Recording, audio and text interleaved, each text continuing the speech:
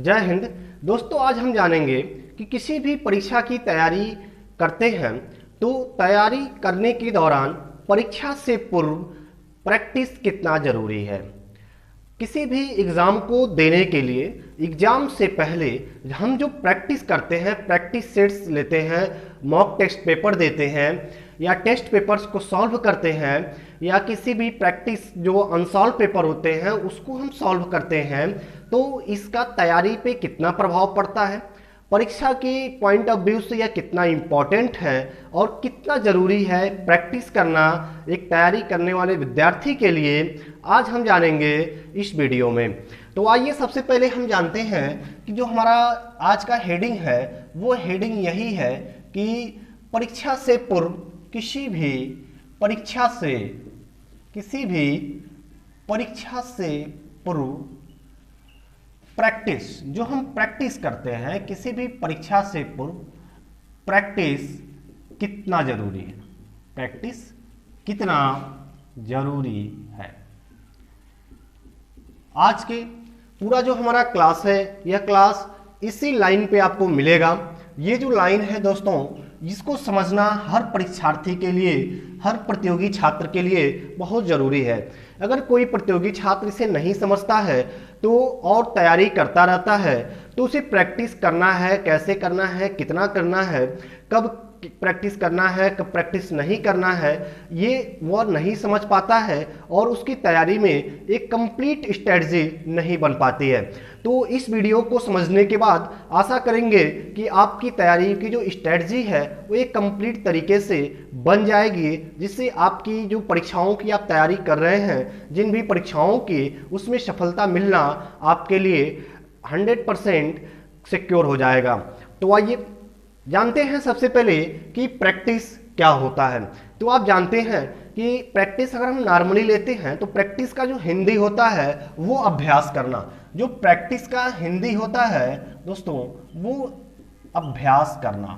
अब ये अभ्यास करना क्या होता है, तो आप मनोविज्ञान पढ़े होंगे या अगर मनोविज्ञान के आप छात्र नहीं हैं तो भी आपको आप बता देते हैं कि प्रैक्टिस का हिंदी अभ्यास करना, ये तो नॉर्मली सभी लोग जानते हैं। जो अभ्यास होता है किसी भी काम को बार बार करना ही अभ्यास कहलाता है। किसी भी काम को या किसी भी वर्क को जब हम बार बार करते हैं तो वही अभ्यास कहलाता है। अब बार बार जब हम किसी काम को करते हैं तो मनोविज्ञान का यहाँ एक फैक्ट लागू होता है। थॉर्नडाइक ने अभ्यास का सिद्धांत दिया और उन्होंने अपने अभ्यास के सिद्धांत में ये बताया कि किसी भी कार्य को जब हम बार बार करते हैं तो उस कार्य में जो गलतियां होती हैं तो हर बार गलतियों की जो संख्या है वो कम होती जाती है और एक समय ऐसा आता है कि जब हम बार बार अभ्यास करने के उपरांत हम बिना गलती किए उस कार्य को बड़ी ही कुशलता के साथ, बड़े ही निपुणता के साथ, शुद्धता के साथ उस कार्य को करना सीख जाते हैं, उस कार्य को कर लेते हैं। तो ये सबसे बड़ा फायदा होता है अभ्यास करने का। अभ्यास करने का ये कॉन्सेप्ट है जो मनोविज्ञान से प्रमाणित है। अब हम जानेंगे कि जो अभ्यास होता है वो अभ्यास किस किस फील्ड में होता है। तो आप जानते हैं एक डॉक्टर है, डॉक्टर जब भी अपनी तैयारी करते हैं, एक मेडिकल स्टूडेंट्स जो होते हैं तो मेडिकल स्टूडेंट्स तैयारी करने, जो अब किसी का इलाज करने से पूर्व, किसी हॉस्पिटल में अपॉइंट होने से पूर्व, अर्थात कि डॉक्टर के रूप में सेवा देने से पहले वो किसी भी हॉस्पिटल में या किसी मेडिकल कॉलेज में प्रैक्टिस करने का काम करते हैं। वो प्रैक्टिस करने से जो उन्होंने पढ़ा है, जो कॉन्सेप्ट्स को उन्होंने क्लियर किया है क्लासरूम के अंदर, उसे प्रैक्टिकली अपने जीवन में वो समझते हैं, उसी को हम प्रैक्टिस कहते हैं। उसी प्रकार से एक वकील हैं, एडवोकेट हैं, तो एडवोकेट क्या करते हैं, जब वो पहले जो एडवोकेट एलएलबी के स्टूडेंट्स होते हैं, छात्र होते हैं, तो वो क्लासरूम के अंदर उन्हें प्रोफेसर के द्वारा बताया जाता है कि कानून क्या है, कितनी विधियां हैं, कितनी धाराएं हैं, इन सभी के बारे में उन्हें जानकारी दी जाती है। जानकारी देने के बाद जब वो एक एलएलबी का छात्र पूरी जानकारी को ले लेता है, सबको पढ़ लेता है, पूरे कॉन्सेप्ट को क्लियर कर लेता है, तो उसे प्रायोगिक तौर पे प्रैक्टिकली तौर पे उसे समझने के लिए उसे किसी वकील के साथ, एडवोकेट के साथ,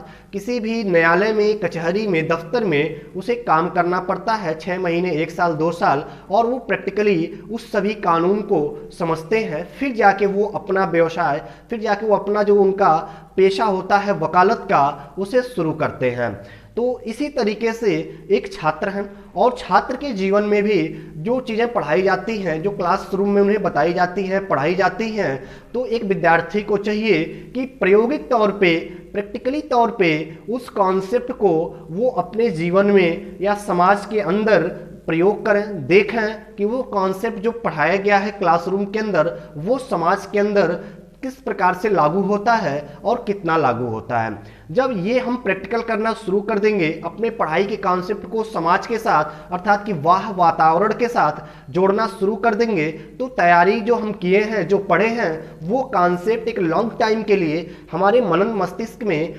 फिट हो जाता है, सेट हो जाता है, जिससे एग्जाम के समय में हमें वो कॉन्सेप्ट्स क्लियर होते हैं और हम अच्छे मार्क्स के साथ परीक्षाओं को पास करते हैं। तो ये जो प्रैक्टिस होता है दोस्तों, ये इसका अभ्यास करना बहुत ज़रूरी होता है। अब हम जानेंगे कि एक जो प्रतियोगी छात्र है, जब वो अभ्यास करता है तो उसको इस अभ्यास से कैसे लाभ पहुंचता है। दोस्तों, सपोज आप किसी परीक्षा की तैयारी करते हैं, और परीक्षा की तैयारी करने के दौरान जब आप तैयारी करते हैं, तो जैसे ही पहले आप उसके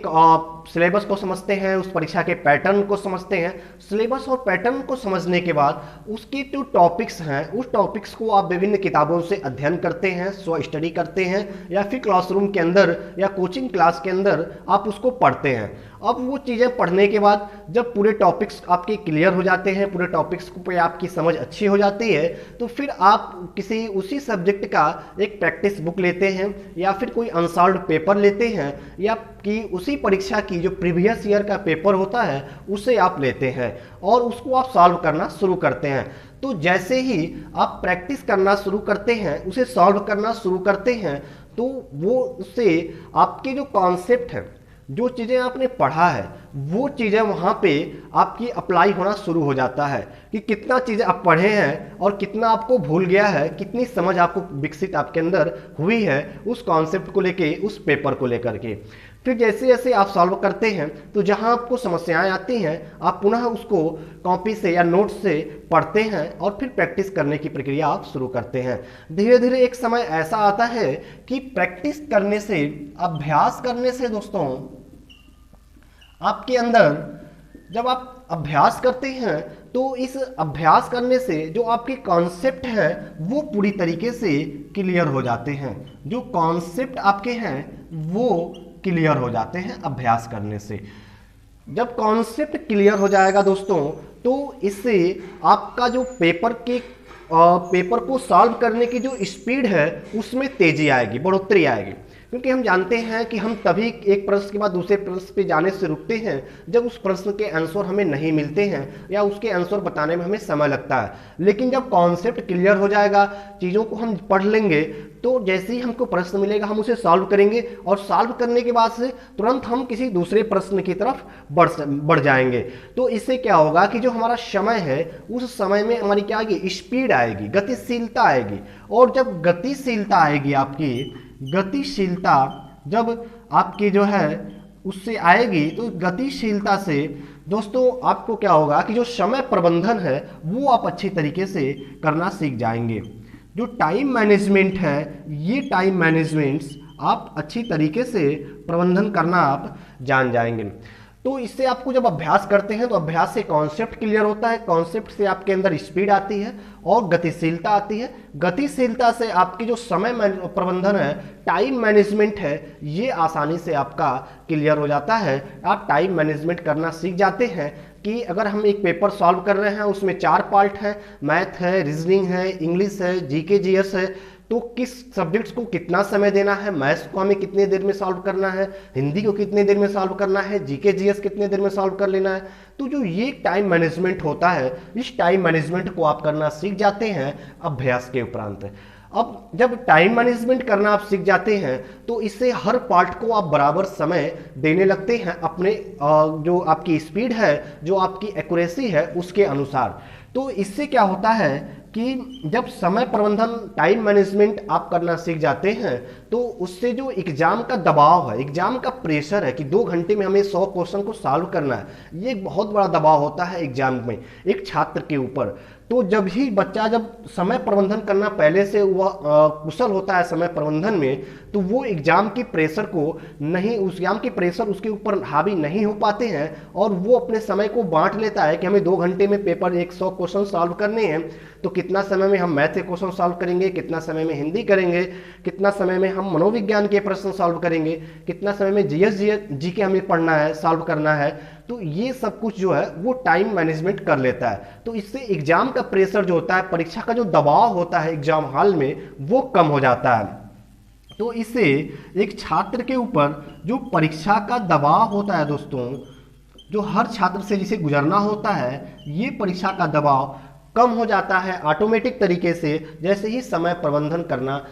हम सीख जाते हैं, इसमें हमें कुशलता प्राप्त हो जाती है। अब जैसे ही परीक्षा के दबाव हमारे अंदर कम हो जाते हैं, और जब परीक्षा के दबाव, आप खुद बताइए, जब परीक्षा के दबाव आपके अंदर कम हो जाएगा तो फिर आपको कोई घबराहट नहीं होगा, कोई बेचैनी नहीं होगा, और इससे जो आप पढ़े हैं वो अच्छे से आपको एग्जाम में याद आने शुरू हो जाएंगे। आप खुद बताइए, जब आप जो है समय प्रबंधन करना सीख जाते हैं, परीक्षा का दबाव आपके ऊपर कम हो जाएगा, तो आप जो पढ़े हैं क्या वो चीज़ें एग्जाम में आपको पूरी तरीके से याद होंगी, कॉन्सेप्ट आपके जो है दिमाग में आएंगे कि नहीं आएंगे? तो आपका जवाब होगा सर बिल्कुल आएगा। तो जी हाँ दोस्तों, जब भी हम एक समय प्रबंधन करना और स्पीड, कैलकुलेशन, कॉन्सेप्ट, ये सब हमारे क्लियर हो जाते हैं, तो एग्जाम में जब भी हमें पेपर मिलता है तो पूरी तरीके से पेपर की जो चीज़ें पूछी गई होती हैं, अगर वो चीज़ें हम पहले से पढ़े हुए हैं तो वो एग्जाम में आसानी के साथ उसके जो कॉन्सेप्ट हैं वो हमारे दिमाग में बन जाते हैं और उस प्रश्नों को सही करने की 99% पॉसिबिलिटी बढ़ जाती है। तो इस प्रकार से परीक्षा के दबाव को कम होते ही आपके अंदर सबसे पहले क्या दिखेगी कि आपके अंदर यहाँ से आप देखेंगे कि जैसे ही परीक्षा का दबाव कम होगा, इस परीक्षा के दबाव से आपके अंदर जो शुद्धता है, एक्यूरेसी है, वो बढ़ जाएगी दोस्तों।